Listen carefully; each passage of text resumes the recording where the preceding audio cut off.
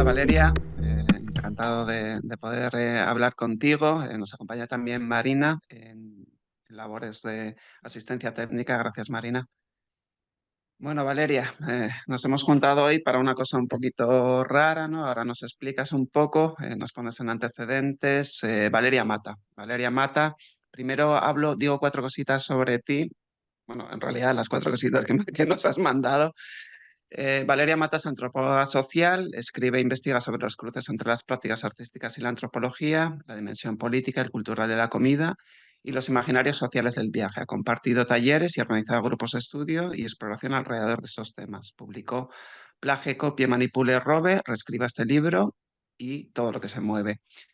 Y bueno, como digo, una pequeñísima anotación hiper discreta, Valeria, que ojo, que nos gusta sobre tu bio.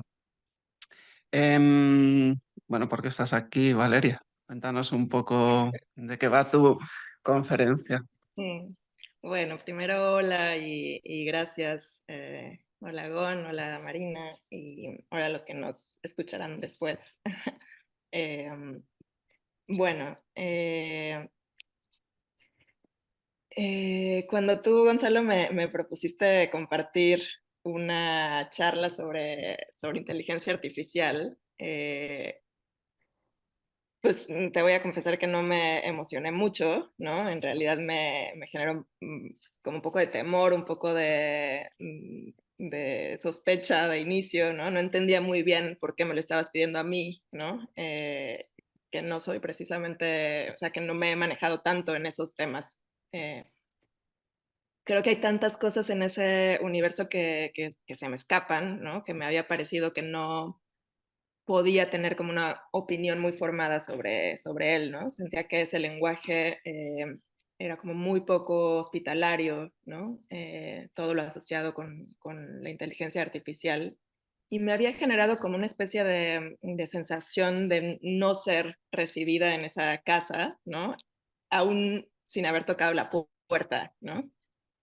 Entonces, después de que conversamos varias veces, ¿no? Por teléfono, por videollamadas y demás, creo que tú fuiste abriendo varias puertas, ¿no? Que me iban revelando que ya estaba como adentro de esa casa sin ser muy consciente de ello, ¿no? Entonces, durante varias semanas empecé como a reconocer los espacios de ese lugar, ¿no? Reconociendo que por supuesto la inteligencia artificial no me es ajena y que, como decíamos en algún momento, cualquier persona que mire con recelo el sistema capitalista está atravesada por la incomodidad que produce, ¿no? Eh, pero resulta que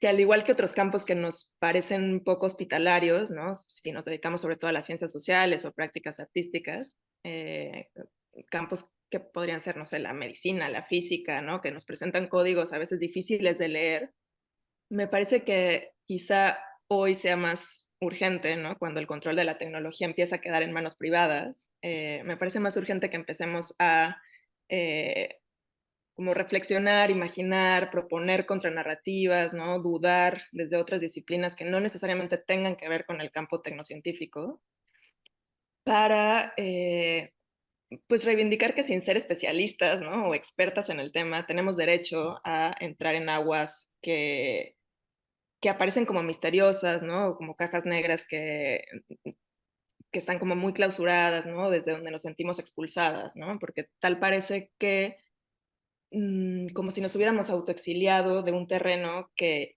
habitamos, ¿no? Pero donde nos parece que está prohibido jugar, ¿no? Lo veo un poco así. Y titulé esta charla Tres tristes traducciones, que obviamente tomo de este trabalenguas que nos cuesta trabajo pronunciar, pero que no renuncia a ser juego, ¿no? Es decir, cuando decimos tres tristes tigres, está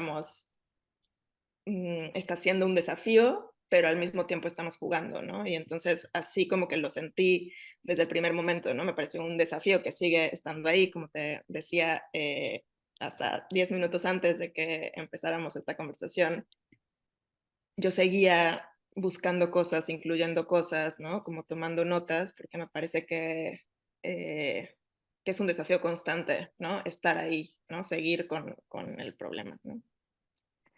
Eh, Además es que pensando en las imágenes que nos llegan a la mente al evocar este concepto de la inteligencia artificial, ¿no? Y las que aparecen en Google, ¿no? En realidad son como súper limitadas, ¿no? Es este repertorio muy restringido compuesto por estas como imágenes clásicas, ¿no? De cerebros, de conexiones neuronales, de robots, de líneas azules, de nubes, de eh, sí, ¿no? Como todo es números, rayos láser, información, ¿no? Para hacernos ver justo que la inteligencia artificial pues es inteligente y es etérea, ¿no? Entonces, frente a estas como puertas cerradas, ¿no? O a este repertorio de imágenes que se nos imponen para pensar en la inteligencia artificial, me parece interesante preguntarnos cómo podemos activar o introducir otras imágenes para alterar ese régimen imaginario, ¿no? Para que, justo en palabras de Andrea Soto Calderón, que también sé que he estado como pensando contigo, para que las imágenes justo nos muestren algo distinto de lo que ya se sabe, ¿no? Y que tengan la potencia de abrir pues otros mundos sensibles, ¿no?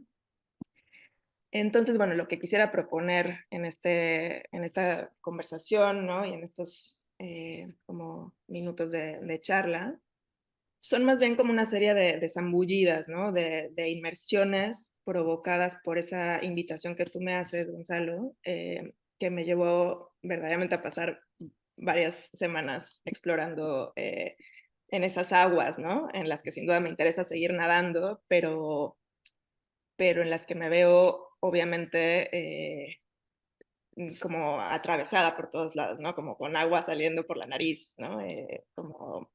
Entonces, bueno, como eso, como para introducir qué hago aquí y por qué, o sea, creo que si tú no me hubieras invitado a lanzarme a esa alberca, a lo mejor estaría todavía en la orilla, ¿no?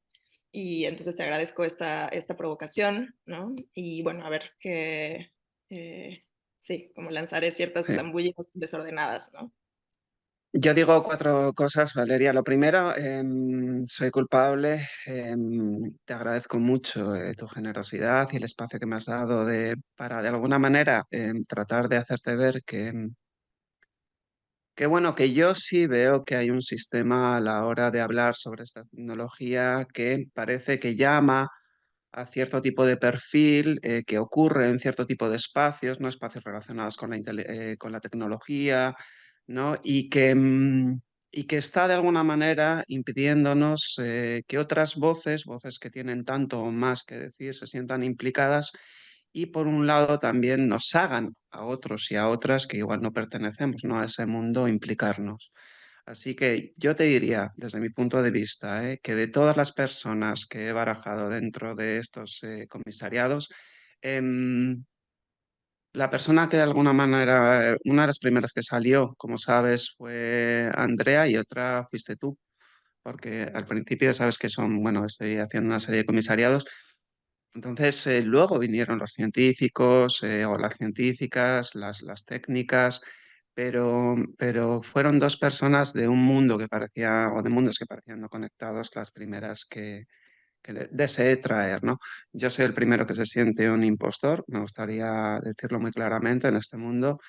Em, Me estoy tratando para mí mismo de ganarme mi legitimidad para poder hablar de algo que me parece tremendo y en lo que estoy metido sin haber querido en ningún momento estarlo.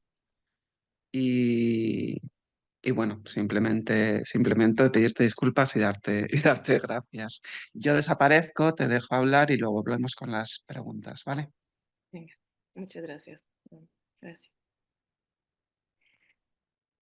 Bueno, pues justo hace un momento hablaba de esos lenguajes, ¿no? Que pueden resultar no hospitalarios y es interesante esto de que casi tengamos que pedir permiso para entrar en un mundo que se nos impone como clausurado, ¿no?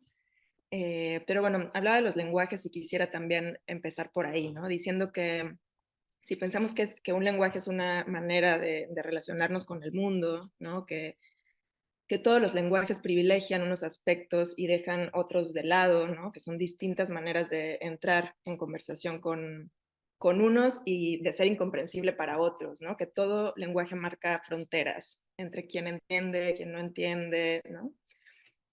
Y, y que aunque todo lenguaje es un sistema de signos que se construye de forma muy arbitraria, eh, y que es incapaz de aprender lo real, los humanos estamos siempre como queriendo encontrar ese sistema que dé cuenta de todo lo existente, ¿no? Que alcance a nombrarlo todo, que pueda captar la complejidad inexplicable del mundo, ¿no?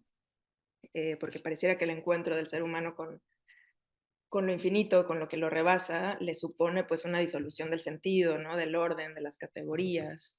Eh, entonces, pienso en este ensayo de Borges, ¿no? Que se llama el idioma analítico de John Wilkins, donde pues queda patente su postura de que siempre habrá esta no correspondencia entre las palabras y las cosas, ¿no? Y entonces ahí describe cómo hay clasificaciones muy disparatadas, ¿no? Y él pone como ejemplo una clasificación de animales que hace una enciclopedia china, para como insistir en que todas las clasificaciones que se hagan del universo son arbitrarias, ¿no? Al final él dice como, bueno, la imposibilidad de penetrar en el esquema del universo no significa tampoco que renunciemos a planear esquemas humanos, ¿no? Con la condición de que nos conste que son provisorios y que son arbitrarios, ¿no? Eh, entonces, bueno, para esto empezarnos a preguntar qué tipo de lenguaje nos propone la inteligencia artificial, ¿no? Sucede que, que la inteligencia artificial está todo el tiempo traduciendo los lenguajes diversos del mundo a datos legibles para las máquinas, ¿no? Pero ahora, eh, o sea, con batallones organizados para hacer posible ese trabajo, ¿no? De clasificar, de etiquetar, de cartografiar el mundo como un compendio, ¿no? De taxonomías organizadas, ¿no? También de forma muy, bueno, llegaré a eso después, quizá no lo digo ahora, ¿no? Pero en esta ansia de controlar, de ordenar, de traducir los lenguajes pues, casi siempre ambiguos y misteriosos y opacos del mundo en datos supuestamente precisos, transparentes y analizables, me parece una constante en este tipo de traducciones, ¿no? Que además son traducciones no neutrales, ¿no? Cada conjunto de datos que se usa para entrenar sistemas de aprendizaje automático tiene una visión de mundo, ¿no? Y todo uso de la tecnología es inseparable de la cultura, digamos, ¿no? La innovación tecnocientífica, creo que sin estar conectada a un pensamiento crítico y político colectivo, eh, significa una traducción a otro lenguaje, ¿no? De lo que ya hay, ¿no? De los patrones racistas, clasistas, nacionalistas, sexistas que están presentes, ¿no? En las personas, en las instituciones, ¿no? Entonces se inyecta esta misma forma de marginar, ¿no? De generar clasificación. Eh, estas traducciones, ¿no? Que propone justo eh, la inteligencia artificial, o sea, mencionaré algunas a lo largo de esta charla. Estas traducciones no son, creo yo, es ese tipo de traducción que es como ese arte de la aproximación y del roce, ¿no? De los matices y de las variaciones, ¿no? No es una traducción elástica que busca eh, acercarse, pero sin llegar totalmente a lo imposible de conocer, ¿no? Sino que es todo lo contrario, ¿no? Porque creo que existen diferentes tipos de traducciones, pero estas precisamente son traducciones como literales y muy llanas, ¿no? Sin las rugosidades de lo existente y del mundo, ¿no? Que justo buscan eliminar los errores, los malentendidos, ¿no? Y creo que una de sus grandes limitaciones, ¿no?, de estas traducciones que propone el lenguaje de la inteligencia artificial es esa falta de contexto, ¿no?, que resulta a veces en estas traducciones como eso, literales, absurdas, sin sentido, generalizadoras, reductoras, ¿no? Entonces, para esta charla proponía tres tristes traducciones, ¿no? Que las tres están relacionadas entre sí, pero me sirve irlas tocando como, digamos, como decía al principio, como zambullidas, ¿no? Son como toques muy suaves, ¿no? Que no dejan de ser eh, como inmersiones que no intentan eh, una explicación, ni mucho menos, ¿no? Pero son cosas que me evoca cada una de estas traducciones, que serían cómo los cuerpos y los rostros se traducen en datos, cómo el trabajo material humano y no humano se muestra como intangible o inexistente y cómo las prácticas colectivas se traducen a un sistema de autoría individual. Y voy a empezar por esa tercera, ¿no? Cómo es que las prácticas colectivas se traducen a un sistema de autoría individual. Este tipo de traducción creo que no ocurre solo en el ámbito de la inteligencia artificial, sino en cualquier práctica que esté inmersa en la lógica de economías de mercado, ¿no?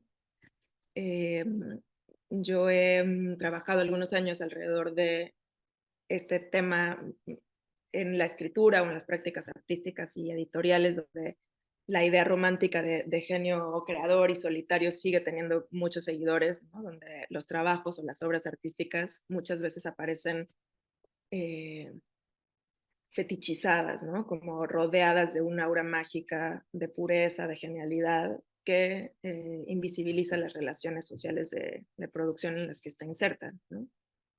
Eh, esta forma de ver la práctica artística como un suceso espontáneo, ¿no? Que se atribuye a una sola persona con habilidades superiores, ¿no? Y que a su vez se traduce en sistemas de protección a la propiedad individual, que además se han naturalizado tanto que parece que son universales, ¿no? Y prehistóricos, pero que en realidad surgieron en un momento determinado y contrastan con otras traducciones donde los procesos artísticos o creativos se generan de otra manera y se conciben más como un legado comunal, ¿no? Eh, Quería como pensar en esta traducción de lo colectivo a lo individual en el ámbito de la comida, que también es algo que me ha interesado, me parece un mundo bellísimo.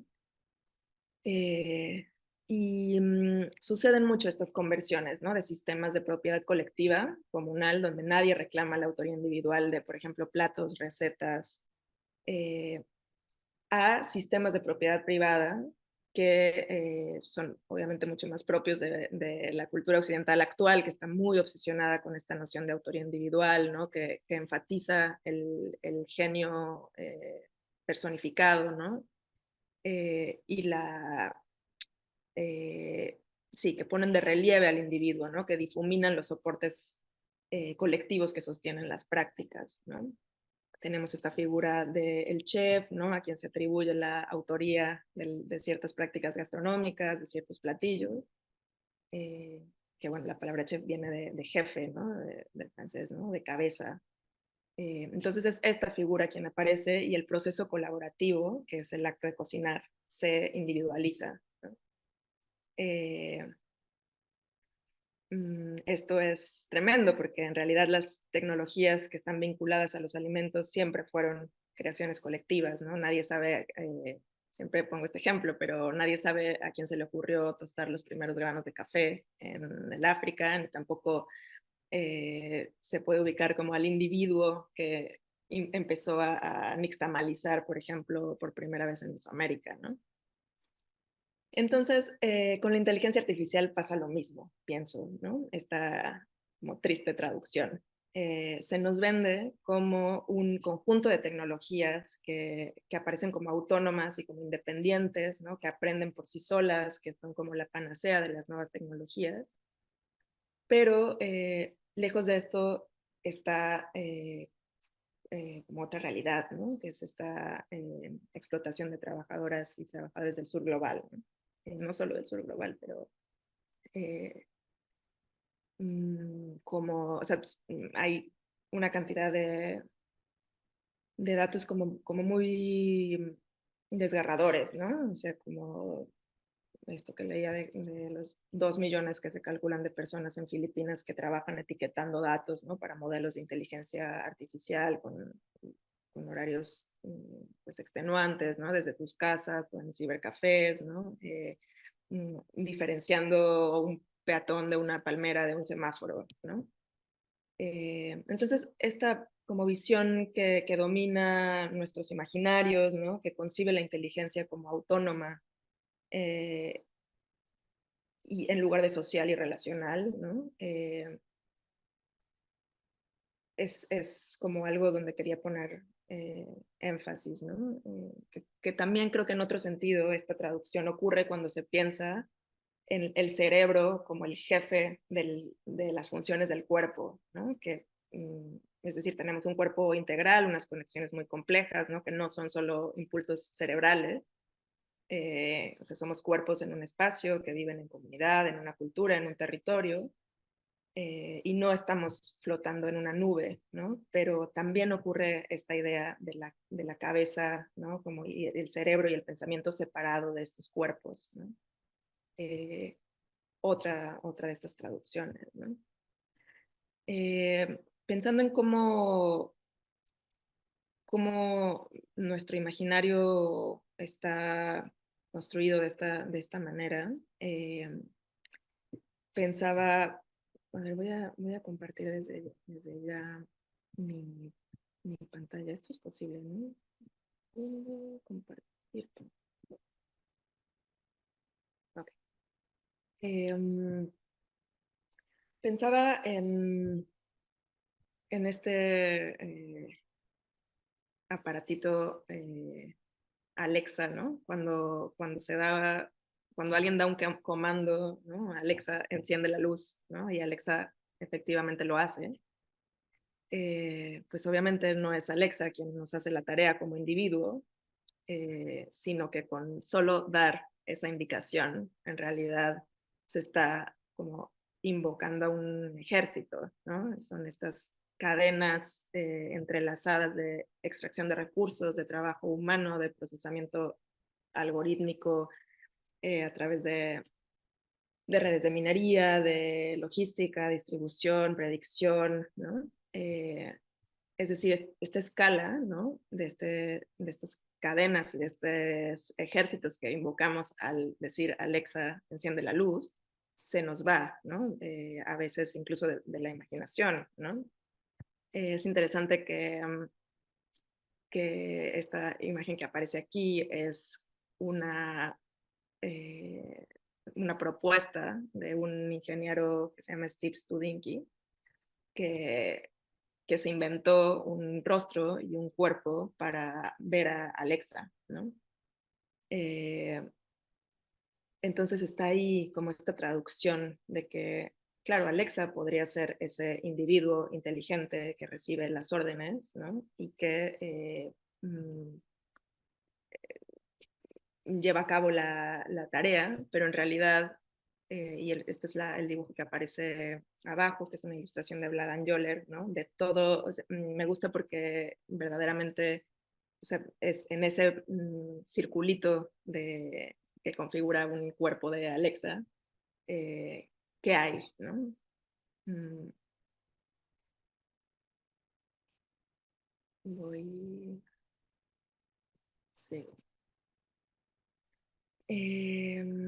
Entonces, otra traducción o conversión que tiene que ver con convertir lo público o lo de acceso común a lo privado es una cosa que cuenta la investigadora Ana Valdivia, que también ha trabajado mucho alrededor de esto. Y es que en el campo de la inteligencia artificial, normalmente había colaboraciones público-privadas, ¿no? De empresas tecnológicas con universidades sobre todo, y ella cuenta que el primer chatbot que se codificó fue trabajo de IBM con la Universidad de Georgetown, pero cuenta ella que últimamente, claro, o sea, con cómo recae en manos privadas los datos y la capacidad computacional, entonces hay como una especie de como destierro, ¿no? De ese campo, ¿no? Que lo vemos con Twitter, que era una fuente muy rica de datos para las investigadoras académicas, ¿no? Porque, como ella, analizaban ciertos comportamientos sociales en redes, ¿no? Pero pasa que esa información ya no está disponible, ¿no? Ahora parece que tienes que pagar si quieres tener acceso a estos datos, ¿no? Se privatizan esas fuentes de información que más bien ahora pertenecen a Microsoft y Amazon y Google, ¿no? Entonces ahí también está esta privatización de lo que debería de ser público, ¿no? Eh, la segunda triste traducción es esta de cómo los trabajos materiales aparecen como intangibles o abstractos, ¿no? En las últimas semanas y gracias también a la recomendación que Gonzalo me hacía, empecé a leer a Kate Crawford, que es investigadora, pero también es compositora y productora musical, que es maravillosa, ¿no? Y que ha escrito mucho sobre sobre cómo para sacar adelante la industria de la inteligencia artificial hace falta una gran cantidad de recursos, ¿no? Y que por eso se sostiene en una serie de extracciones que son profundamente materiales, ¿no? Casi siempre pensamos que la inteligencia artificial es un dominio puramente técnico, pero en realidad tiene un cuerpo enorme de agua, minerales, electricidad, infraestructuras, ¿no? Y sobre todo una cantidad feroz de trabajo humano mal remunerado, ¿no? Para construir, mantener y poner a prueba estos sistemas, ¿no? Lo que se le llama como el trabajo fantasma o la automatización alimentada por humanos. Leí hace poquito algo que quizás se volvió como más conocido, pero bueno, esto de que ChatGPT necesita como beberse medio litro de agua para tener una conversación de 50 preguntas, ¿no? Agua que se usa para refrigerar los centros de datos, ¿no? Entonces, claro, ¿qué comen estos sistemas, ¿no? O sea, no podemos pensar que no hay alimento de por medio en ese sentido, ¿no? Entonces, hay cuerpos, hay materialidades y esas materialidades se alimentan. Me parece como muy necesario poner en el centro del debate en qué consisten estos alimentos, ¿no? Eh, y a partir también de un texto de Kate Crawford que hace en conjunto con Vlad Anjolen, me quedó resonando un segundo que... Eh, me quedó resonando un invento que se llama el turco, que, que se hace en 1770 por un inventor húngaro que se llama, a ver si lo tengo aquí anotado para ver si me acuerdo de su nombre, Wolfgang von Kempelen, que construye esta máquina de ajedrez, ¿no? Que le pone el nombre de turco, eh, con el objetivo en parte también de impresionar a la emperatriz María Teresa de Austria, ¿no? Era una especie de autómata que era capaz de jugar al ajedrez contra un oponente humano, eh, y tuvo un éxito tremendo, ganaba como la mayoría de las partidas que jugaba durante sus demostraciones por Europa y América durante muchos años, pero resulta que turco era una ilusión que permitía que un maestro de ajedrez humano estuviera escondido dentro de la máquina y que pudiera manejarla. O sea, se ve aquí en las imágenes. eh, esta, este autómata que obviamente impresionó a mucha gente durante tiempo. Esta imagen me ayuda a pensar en lo que ocurre ahora, ¿no? Cómo a los usuarios nos puede parecer que una aplicación utiliza inteligencia artificial avanzada para realizar tareas, pero detrás de esto quizá una forma de lo que también algunas investigadoras han llamado como una especie de inteligencia artificial artificial, ¿no? Que más bien se impulsa por una mano de obra a distancia, ¿no? Dispersa, mal pagada, que más bien está ayudando a pues como a un cliente a alcanzar sus objetivos empresariales, ¿no? Igual que justo este inventor quería impresionar también a la emperatriz, ¿no? En ambos casos, la actuación de las trabajadoras y trabajadores que están animando el artificio pues queda oscurecida por este espectáculo de la máquina, ¿no? Que nos provoca como una especie de alienación que no necesariamente viene dada por la máquina misma, sino por nuestro desconocimiento respecto a ella, ¿no? Desconocemos no solo cómo funciona, sino pues sus significaciones, ¿no? Usamos la máquina, pero como diría Flusser también, siempre es más fácil manipular la máquina que comprenderla, ¿no? Eh, Pienso en esta frase de Silvia Rivera Cusicanqui, ¿no? Que dice como hay que desarmar algo para saber cuál es su magia, ¿no? Para que no nos hipnotice.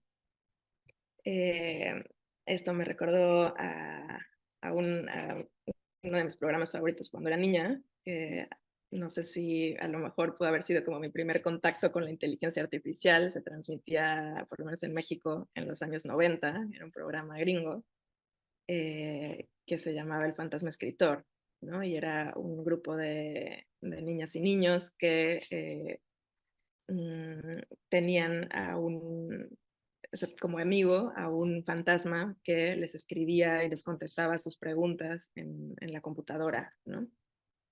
Y normalmente eran preguntas que los ayudaban a resolver un caso, ¿no? Ellos eran como un grupo de detectives.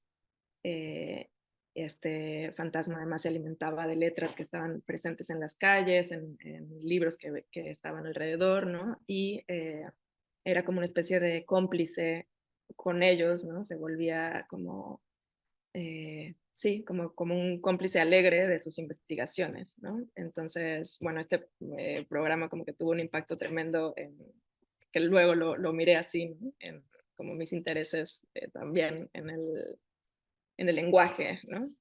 Pero pensando también en el invento de la máquina del turco, en realidad, claro, lo que para mí en ese momento como niña era el espectáculo de la máquina, eh, bueno, porque también quería decir que yo cuando veía este programa, después mi madre jugaba conmigo como si fuera el fantasma escritor en mi propia computadora, ¿no? Entonces yo le hacía preguntas y mi mamá durante la noche me dejaba las respuestas en la computadora y para mí eso era un acto de magia, ¿no?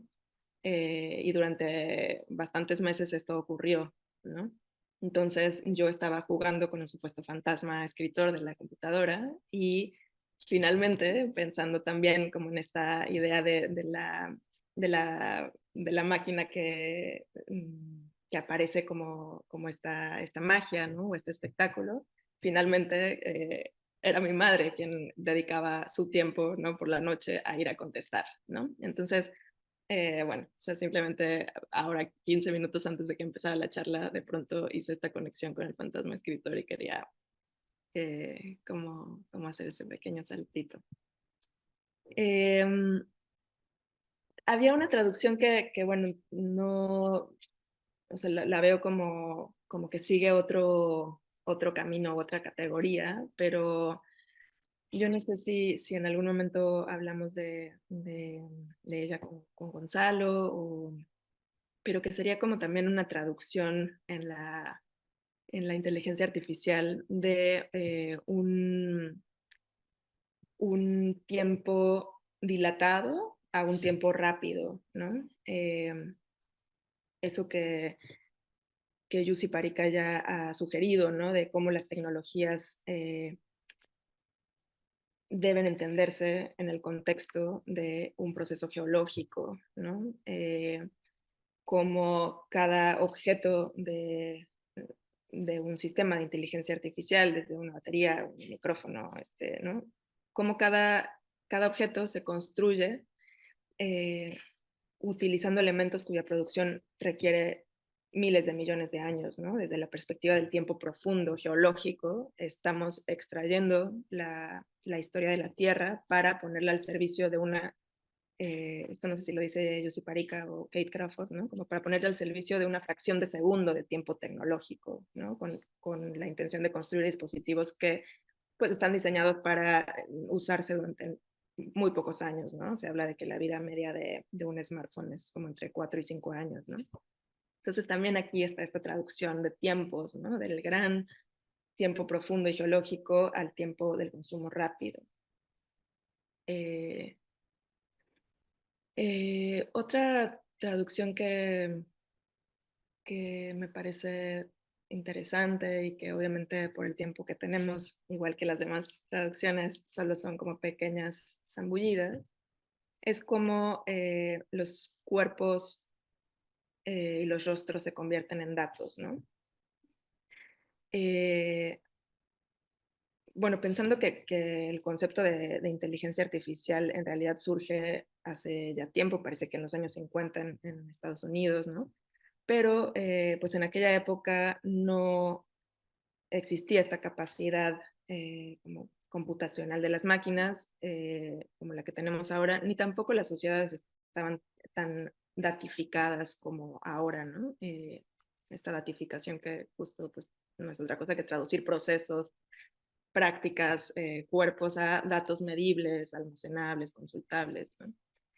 Eh, que, que otra vez no ocurre solo en el campo de la inteligencia artificial, sino en muchos otros.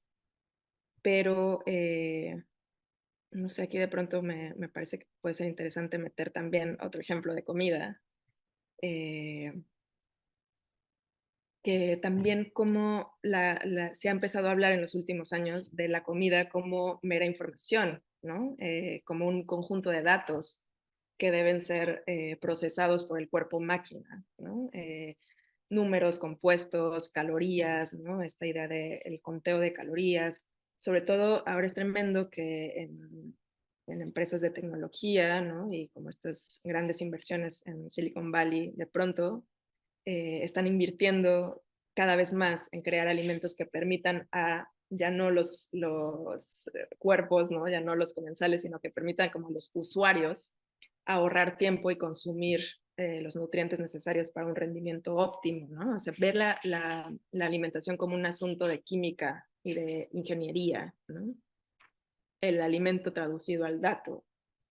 Eh, que bueno, estos como experimentos siempre han sido como una especie de tentación, ¿no? Que se relaciona también con esta idea de que el cuerpo se ve como un obstáculo, ¿no? Y muchos de los experimentos priorizan como la función, digamos, de optimización de la alimentación, ¿no? Dejando de lado toda la dimensión social, ¿no? Otra vez la idea de lo individual por encima de lo colectivo, ¿no? Se olvida obviamente que la comida atraviesa todos los actos de nuestra vida, ¿no? Tiene como tantos simbolismos y sentidos que no puede borrarse de repente esa parte cultural, ¿no? Entonces, mmm, es una traducción que, por supuesto, que como la mayoría de las traducciones, encuentra también resistencias, ¿no? Porque no tiene en cuenta otras funciones de la alimentación, ¿no? De pronto que nos convirtamos en una especie que se alimenta de polvos y de píldoras, pues justo tiene y tendrá resistencia a esa traducción, ¿no? Entonces, bueno, siguiendo con esta datificación, eh, decían los teóricos Alex Galloway y Eugene Tucker, que decían que en el siglo XXI, pues, se iba a definir por estándares universales de identificación, ¿no? Como la biometría, los dispositivos de seguimiento en tiempo real, las herramientas de extracción de datos, em, tecnologías que definitivamente están vinculadas con el aumento de vigilancia, ¿no? Eh, Me interesa pensar en estas tecnologías de identificación, sobre todo porque me ha interesado mucho dedicar tiempo a la reflexión sobre esta puesta en duda de la identidad, ¿no? Como gesto crítico, ¿no? Em, Cómo, digamos, el poder siempre exige que nuestra subjetividad sea reconocible, ¿no? O sea, esta como frase típica policíaca, ¿no? Del identifíquese, ¿no? Eh, ¿Qué pasa? ¿Qué traducción hay aquí también, ¿no? ¿Cómo hacer que la subjetividad sea reconocible? Me parece que hay aquí también otro tipo de triste traducción, ¿no? De conversión eh, por ejemplo, de lo anónimo a lo reconocible, de lo clandestino a lo objetivo, otra vez al dato, ¿no? Entonces, cómo de pronto se puedan introducir fisuras, ¿no? En esta exigencia de identificación que puedan tener una potencia o que puedan consistir en una amenaza para el mantenimiento del orden y esta lógica de hipervisibilidad, ¿no? Hay un proyecto que me parece muy interesante del artista investigador Zach Blass, que ha centrado su trabajo también en el derecho a esto que decía, ¿no? A la opacidad, ¿no? A la no transparencia. Y hizo un proyecto que se llamaba Facial Weaponization Suite, que, que era una crítica finalmente al reconocimiento facial biométrico, ¿no? Y a las desigualdades que propagan estas tecnologías. Y era un proyecto que mediante talleres se construían máscaras colectivas, ¿no? Moldeadas a partir de datos faciales de los participantes, pero el resultado eran una serie de máscaras amorfas que precisamente no podían detectarse como rostros humanos mediante las tecnologías de reconocimiento facial, ¿no? Eh, el interés de Zach Blass era justo trabajar en procesos de colectivización que pudieran producir como una especie de ilegibilidad, ¿no? Experimentar justo, o sea, cómo podemos generar eh, estos como contradispositivos, ¿no? Que nos hagan ilegibles, es decir, que nos impidan ser leídos por la máquina, ¿no? Eh, que, por ejemplo, con estas máscaras colectivas que se elaboraban en los talleres de Zach Blass, eh, él proponía estas formas de relacionarse y estar juntas que no estuvieran sujetas a normas de medir, de ver, de identificar, ¿no? Había también esta crítica a lo que Deleuze y Guattari llamaron la rostridad, ¿no? Que es algo que también me ha interesado mucho y que daría para otra charla, ¿no? Porque además es que es muy interesante cómo también la máquina tiene, es decir, no hay una neutralidad en lo que se elige para traducir, ¿no? ¿Por qué se busca traducir el rostro eh, específicamente también, ¿no?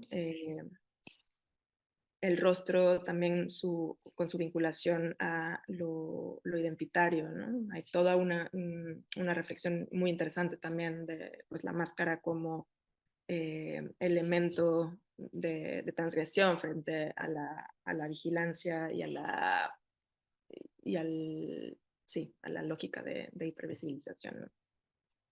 Me interesaba también el tema del rostro por un ejemplo que esto lo leí hace un tiempo, de una empresa que se llama HireVue, pero seguramente ya hay muchas más, ¿no? Que es una empresa que como de reclutamiento de personal, ¿no? Para compañías grandes, que precisamente usa inteligencia artificial para hacer entrevistas, ¿no?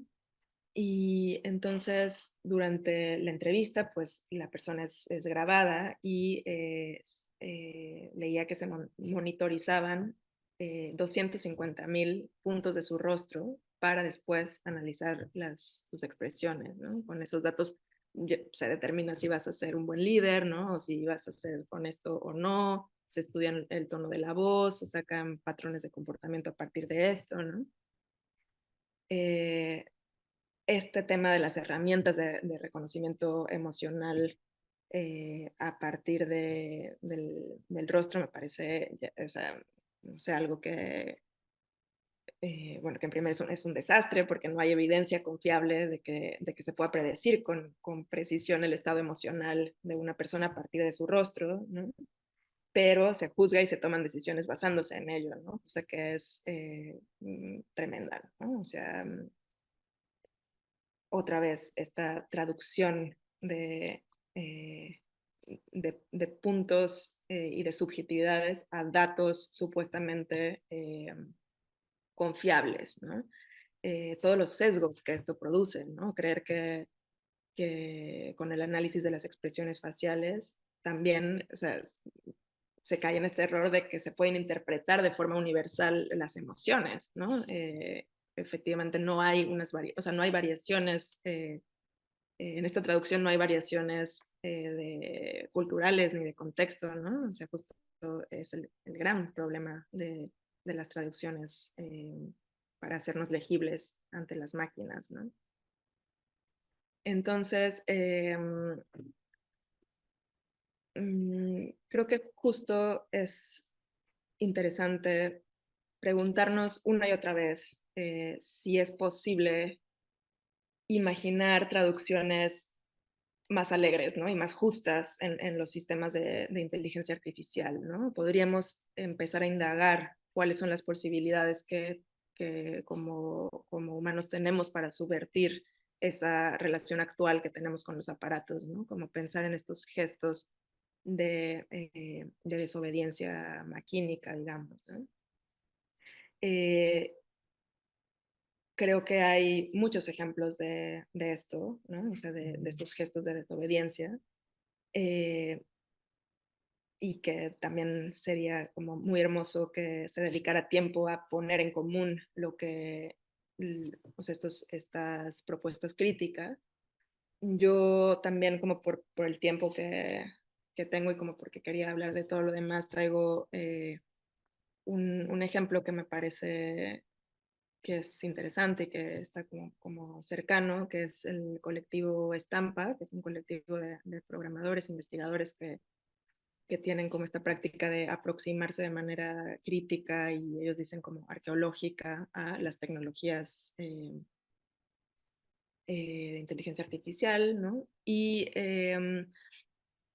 hicieron este mapa que le llamaron cartografía de la inteligencia artificial generativa, eh, que justo es, o sea, parte de una genealogía también larga, ¿no? De cartografías, contracartografías o cartografías críticas que justo se han dedicado a cuestionar la función de los mapas como productores de verdades hegemónicas, ¿no? Y entonces lo que quieren hacer también es como sumarse a esa genealogía de cartografías para cartografiar qué conjunto de extracciones de agencias de recursos hacen posible que, pues, por ejemplo, podamos conversar online con una herramienta de generación de textos o obtener una imagen en segundos, ¿no? O sea, que, como decíamos antes, qué cadenas y infraestructuras se activan eh, en esos segundos, ¿no?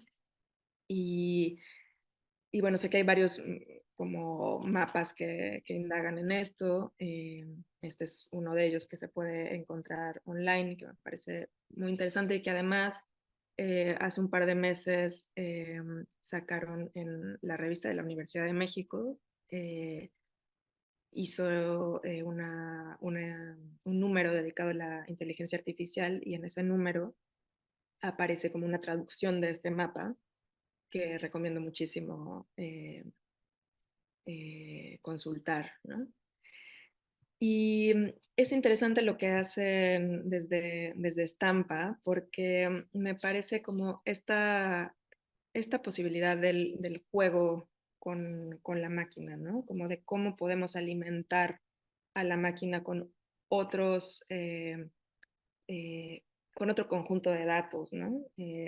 Hicieron un experimento que se llamó YOLO 9000, que fue una especie de red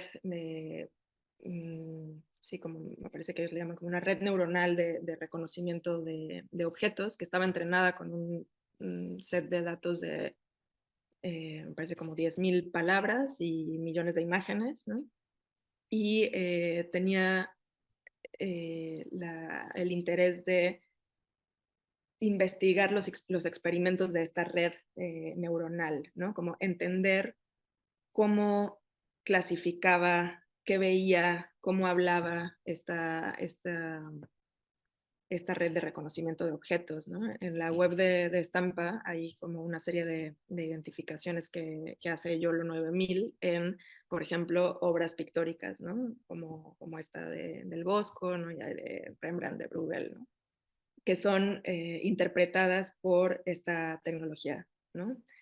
Eh, entonces, bueno, hay como toda una diversión, ¿no? Porque, eh, ¿qué ocurre también cuando nos empezamos a interesar por cómo habla la máquina, ¿no?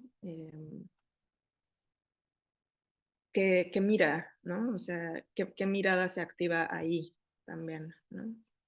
Tienen otros experimentos interesantes por ejemplo, aplicar software de análisis de emociones a diferentes escenas de películas, por ejemplo, ¿no? Entonces, me parece, o sea, ya que el tiempo no da para mm, dar muchos más ejemplos, como que elegí este que de pronto lo tenía cercano, para pensar justo eh, en cómo mm, o sea, cómo pensar en estos ejemplos en los que las prácticas de traducción no sean estas traducciones tristes, ¿no? Y reductoras y generadoras de desigualdades, sino que sean justo traducciones entre lenguajes que más bien conduzcan a formas de conexión, de comunicación, de relación necesaria, ¿no? eh, o sea, en definitiva, como traducciones politizadas, ¿no? En lugar de estas traducciones que abordé hoy, que más bien nos llevan a no a generar estas relaciones entre lenguajes necesariamente, sino como a nuevas maneras de innovar la propiedad, la figura del individuo, la nación, o sea, sí, como estas la reducción como decía al principio, de la diversidad de lo que existe, ¿no? Entonces, bueno, pienso que ahí quizás sería interesante como mm, seguir especulando y conversando, ¿no? Para mí es un tema que obviamente que no acaba, ¿no? Pero me parece que es posible, ¿no? Como imaginar estas otras eh, posibilidades de subversión de nuestra relación con la inteligencia artificial. Entonces lo dejaría por aquí. Eh,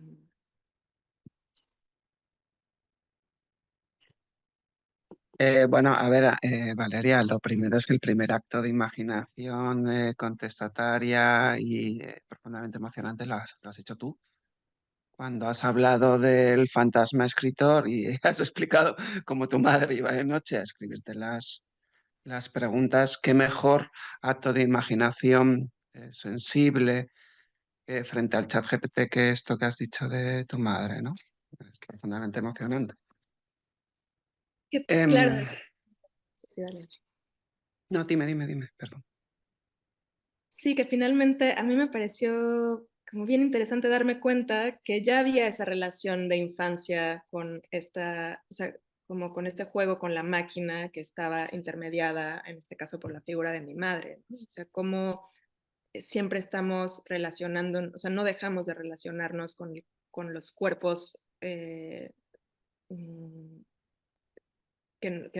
por los que estamos atravesadas y afectadas, ¿no? En este caso el cuerpo de mi madre que iba de noche y se sentaba y que finalmente había una relación afectiva mediada también por la máquina, ¿no? Entonces, ¿cómo pensar, o sea, cómo repensar nuestras complicidades con el aparato, ¿no? Y que no excluyan al cuerpo, ¿no? Sino que precisamente esté ahí, ¿no? En el centro y los afectos también, ¿no? ¿Cómo podemos digo, es algo que no alcanza, o sea, se me va de las manos, pero siento que son pequeñas coqueteos con esas posibilidades, ¿no? Mm. Bueno, no sé, porque has lanzado muchísimas ideas, ¿no? Em, bueno, a mí me empezamos por el turco, si te parece, que seguimos con esta idea. Claro, la idea del turco es tremenda, ¿no? Porque el autómata y la anécdota histórica te puede parecer que despierta tu inocencia, ¿no? Y ese punto un poco casi de truco de magia fullero, que cómo puede ser que nadie lo pille, ¿no? Y estas representaciones visuales, ¿no? De un tipo ahí doblado jugando al ajedrez.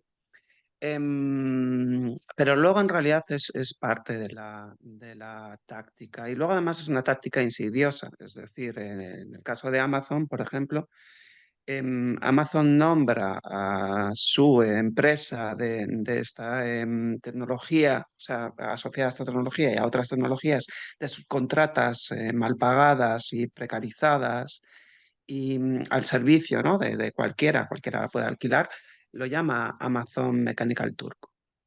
Entonces, claro, o sea, ¿hasta qué punto eso no es una broma Mm, cáustica, te estás riendo en mi cara?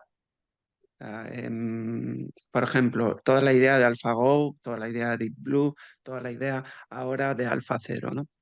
Entonces, un juego de 3.000 años, no un juego que es un enigma en sí mismo, ¿no? Como puede ser el Go, que es, bueno, tiene una complejidad maravillosa, ¿no? Tonal, no solo a la hora de jugar, ¿no?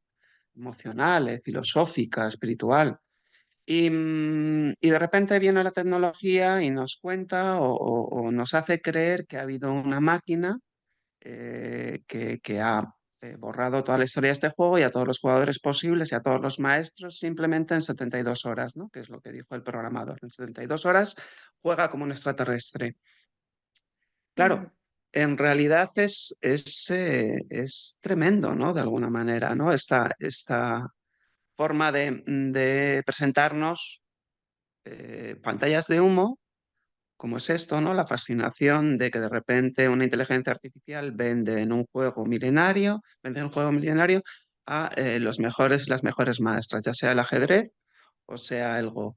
Y nos presentan, por ejemplo, a Gary Kasparov con ataques de ansiedad en una clínica y se retira del ajedrez porque le ha vencido un ordenador, ¿no?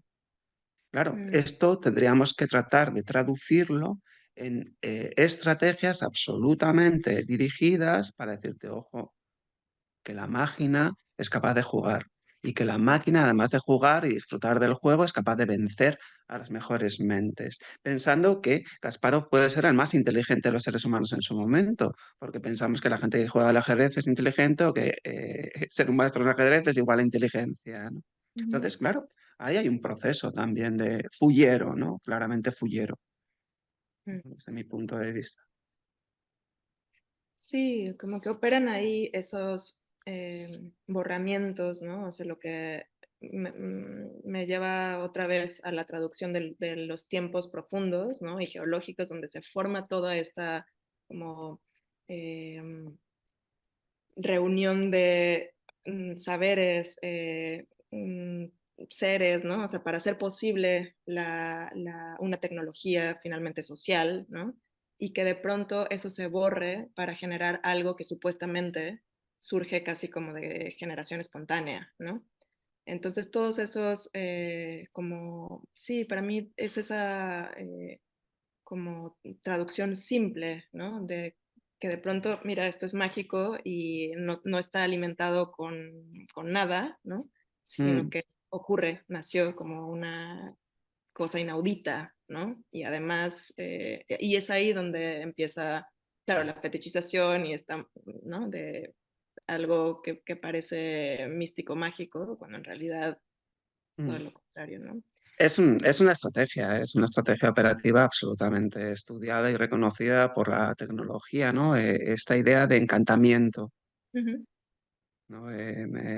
Que tiene que ver con la magia, ¿no? De hacerte creer que algo es mágico cuando en realidad es absolutamente terrenal y es absolutamente medible, es absolutamente escalable, pero eso, claro, se te está ocultando de alguna manera, ¿no? En el caso, por ejemplo, de Borges, que está muy bien que lo hayas traído, ¿no? Con este idioma analítico.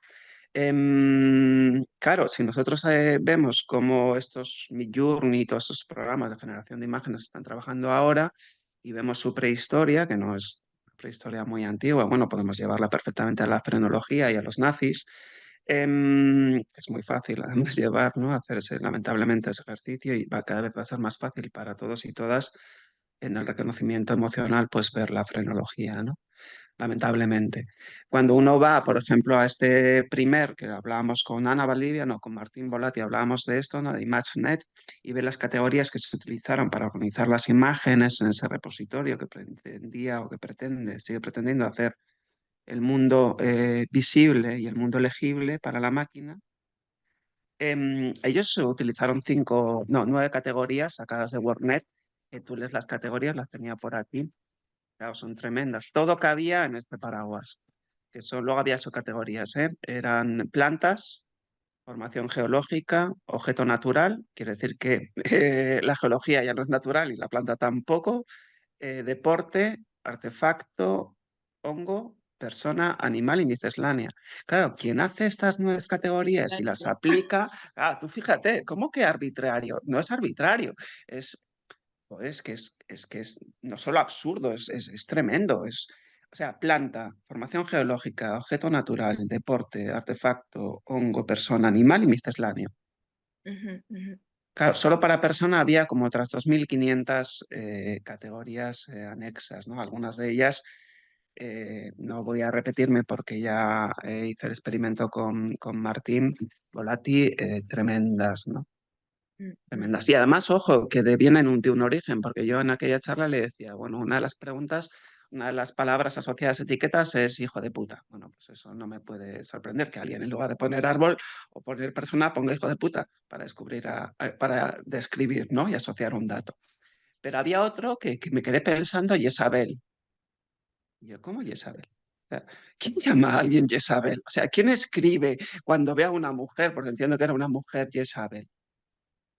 Entonces, ujú, claro, yo me pongo a mirar, pero ¿quién narices era Jezabel? Ah, bueno, claro, que Jezabel es la representación de una reina maligna, simplemente porque defendió en un momento en el que el judaísmo se estaba fortaleciendo, defendió la vuelta a unos dioses sumerios, ¿no? Entonces, pues te puedes imaginar. Entonces, claro, detrás de la persona que escribía probablemente hay una persona que practica una religión en concreto y que tiene como idea que la mujer es la máxima representación del mal y que en concreto Jezabel, simplemente por buscar un origen a otras religiones, ¿no?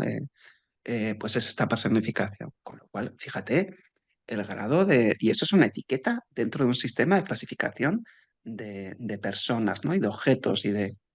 Es una mm. locura, ¿no? Es una Sí, locura. Y sí. ojo, se estuvo ahí durante 10 años, ¿eh? O 15 años, hasta que alguien dijo, oye, mira, pues igual hay que empezar a hacer un replanteamiento ético de las categorías que tenemos en estas bases de datos. Sí, eso es como una pregunta que, no sé, que me hago y además es que como otra vez se me escapa o sea, cómo manosear esto y que creo que o sea, una chamba que me parece necesaria es empezar como a nadar más para poder, o sea, como hay más inmersiones para poder nadar mejor, ¿no? En esas aguas.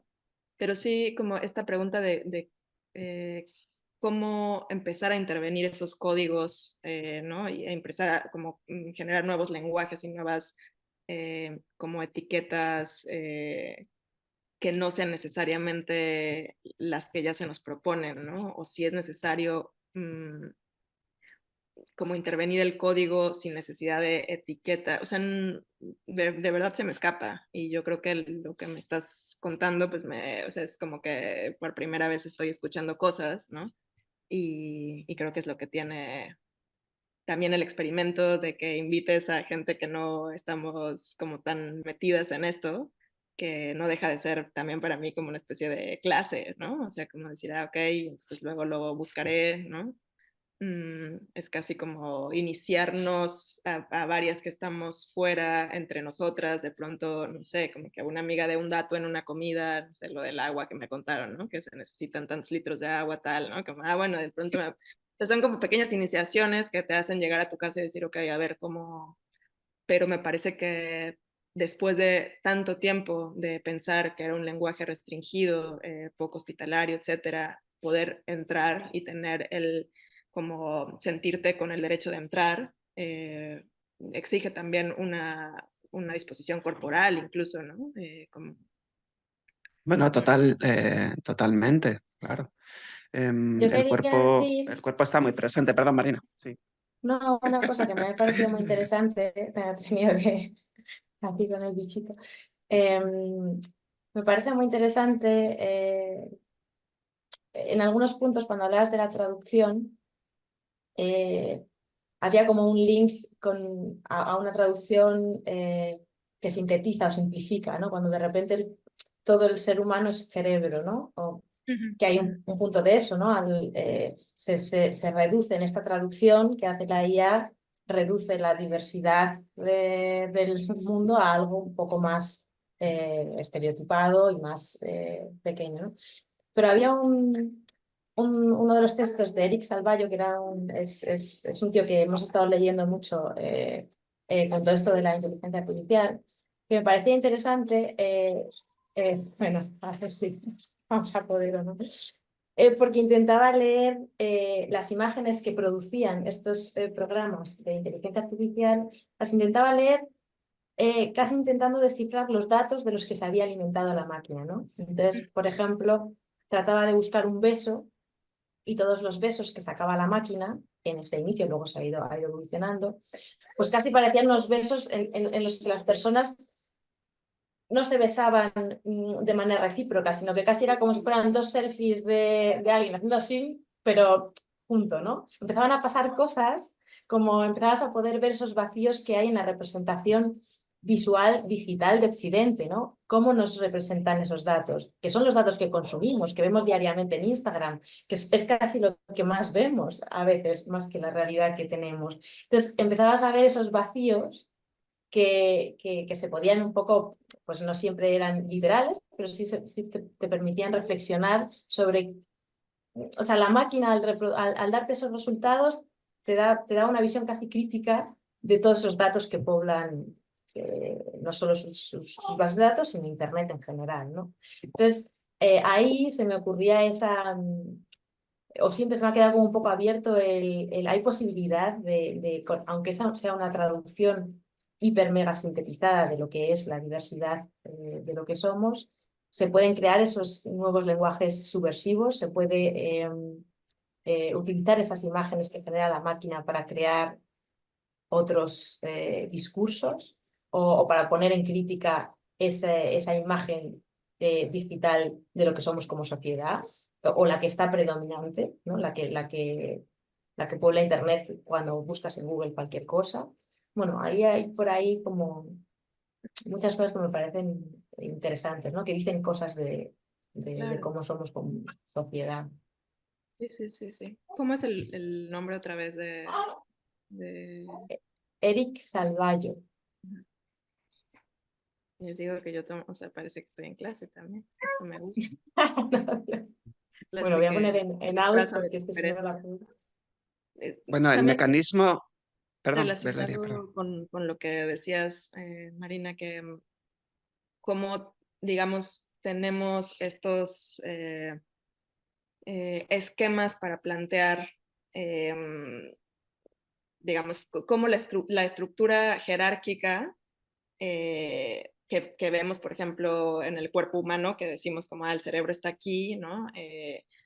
Se refleja en todo lo que construimos, ¿no? O sea, sean proyectos, sociedades, máquinas, ¿no? O sea, como esta idea de que siempre estamos pensando que la única estructura posible es la jerárquica, quiero decir, ¿no? Y entonces, ¿qué pasa si, no sé, me llega la posibilidad de pensar en esto que propone Stefano Mancuso, ¿no? Cuando habla del lenguaje de las plantas, ¿no? Que dice cómo podemos imaginar que, no sé, en las plantas existe como una especie de polifonía, ¿no? Acorde con su condición de no individuos, ¿no? Que no hay una sola voz, sino como una como pluralidad de acentos, digamos, ¿no? Y entonces en sus libros sobre inteligencia vegetal, eh, da ejemplos de cómo la organización de las plantas puede ser un modelo interesante para los humanos si queremos cuestionar el individualismo o las relaciones jerárquicas, ¿no?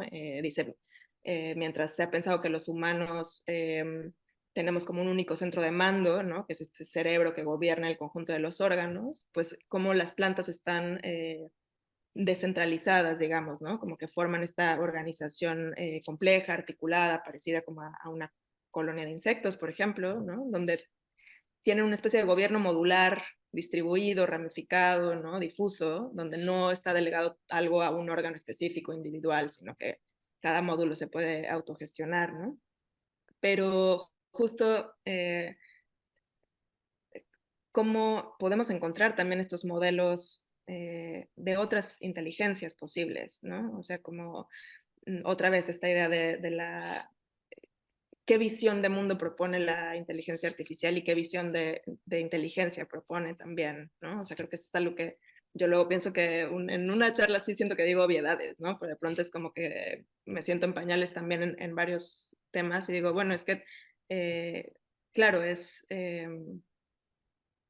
como preguntas que podrían ser muy básicas, pero que lo impregnan todo, ¿no? O sea, como qué es esa visión de mundo mm, que se propone, qué es esa visión de inteligencia, ¿no?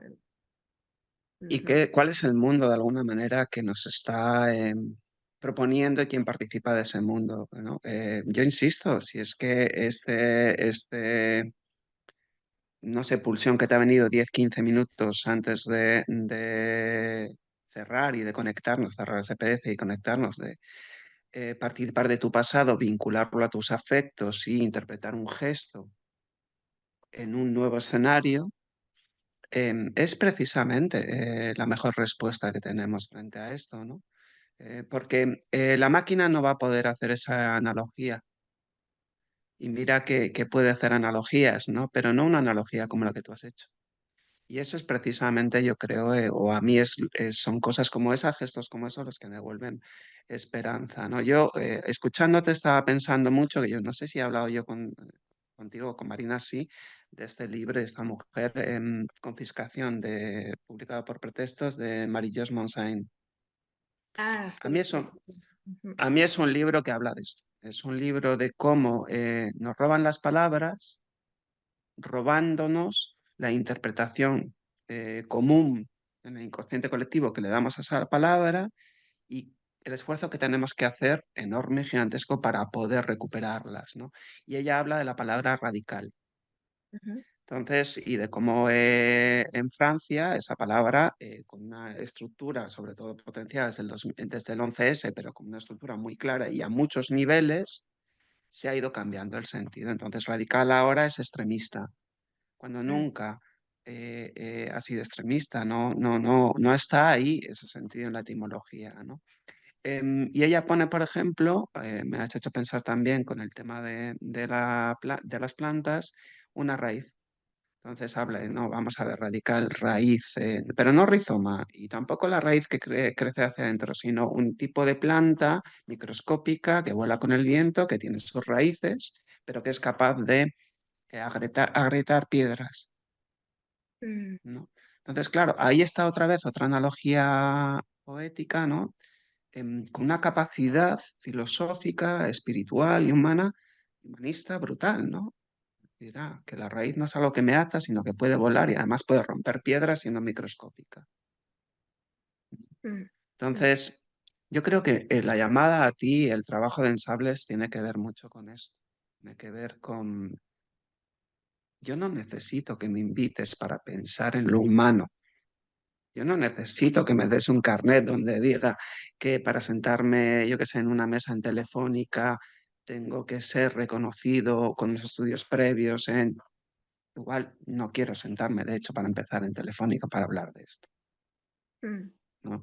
Entonces, claro, es detectar cómo surgen esos espacios ahora, quién los instrumentaliza, cuáles son los temas que se abordan. Lo que necesitamos es conectar, lo que necesitamos, a lo que necesitamos ponerle dinamita y traer a gente de nuestro mundo, como eres tú, a la que tenemos el placer enorme de tenerte en ensambles, en el curso de Torcer el Lenguaje, para hablar de esto, porque evidentemente estás implicada, pero es que tu pensamiento es un pensamiento, desde mi punto de vista, resistente a la máquina. mm. Naturalmente resistente a la máquina, diría, de hecho. No sé qué vas a decir. No sé. Me Pues pasa como a ti. otra vez por como sí, como la provocación, yo como que me parece que tiene que ver con una serie de, o sea, distanciamientos y acercamientos, ¿no? O sea, como cuando nos relacionamos con aquello que pareciera que se nos impone como clausurado, ¿no? Es como ir tocando poco, o sea, porque no creo que se dé de la noche a la mañana una entrada directa, ¿no? Sino que me parece que la forma, por lo menos con la que yo me siento cómoda, es eso, como tocando y alejándome, ¿no? Porque, mm, o sea, justo esta charla fue como una toma de contacto, ¿no? Que quizá por los próximos días me haga distanciarme y luego regresar, ¿no? Es como una especie de o sea, para no replicar como estas lógicas que implican una entrada ruda a los temas que de inicio nos parecen a veces violentos, ¿no? Y entonces, como para saber, o sea, porque no sé si le pueda pasar a todo el mundo, ¿no? Pero como para saber de estos temas, ¿no? Para poder tener una conversación con otros y que no quedes como que no tienes ni idea de la inteligencia artificial, hay casi como algo que se impone de lo que debes saber para poder conversar después, ¿no? Y me parece que eso también es replicar una manera de conocer que tiene que ver con la rapidez, la acumulación de datos y de información, el consumo sin una digestión lenta, ¿no? Como no es, yo como que reivindico mucho esto que dice Lucrecia Maxón de una epistemología rumiante, ¿no? Que tarda en digerir, ¿no? Y yo me siento así con estos temas, ¿no? O sea, muy como las vacas. Y como que creo que voy a ir comiendo ese pasto que se me va ofreciendo, porque creo que es un pasto en el que habito, ¿no? Pero de manera lenta para poder justo, no sé, como justo relacionarme, como decías, quizá con mi pasado, ¿no? Con los posibles futuros, con las especulaciones, pero desde ahí, ¿no? Y entonces esta fue como una, pasando por esos varios estómagos que tiene la vaca, ¿no? Siento que todo esto que empiezo a tocar está todavía pasando a lo mejor por el segundo estómago y, y que tarda, ¿no? Entonces, Mm. defendería también eso en relación a cualquier mm, tema que nos convoque o que nos estimule, ¿no? Como un acercamiento pausado y con una digestión lenta. Sí, la velocidad yo creo que aquí es la velocidad o el control sobre tu propia velocidad y no tratar de, ¿no? Equipararla, ¿no? Como si fuese una autovía, elegir entre tres velocidades o algo así, o equipararla. No a lo que te dicen que tiene que ser, es fundamental, yo creo, es un sistema de resistencia, pero también que cuando pienses en IA no pienses en desarrollo, pienses en ejercicio del poder. Esos son los ejercicios de traducciones. Entonces yo, cuando me digas IA, si pienso en un ejercicio del poder y una manifestación del poder, me pongo en otro sitio. No me pongo en el sitio de vamos a llegar a las estrellas o me la voy a pasar todo el día, pues eso, yo que sé, haciendo lo que me gusta, porque ya va a hacer una máquina que lo va a hacer por mí, ¿no? Si no, no, ojo, hay una canalización todavía más brutal del poder y ese poder se ejerce de acuerdo a algo, ¿no? Yo creo que es ese tipo de traducciones, si tú me dices nube, pues igual no pienso yo qué sé, en las fotos de mi familia, ¿no? Que están guardadas, sino igual pienso en degradación, igual pienso en consumo, igual pienso en consumo destructor o de depredación, ¿no? Entonces, es de alguna manera ese intercambio de sentidos y de palabras, como habla en confiscación, lo que deberíamos estar haciendo, ¿no?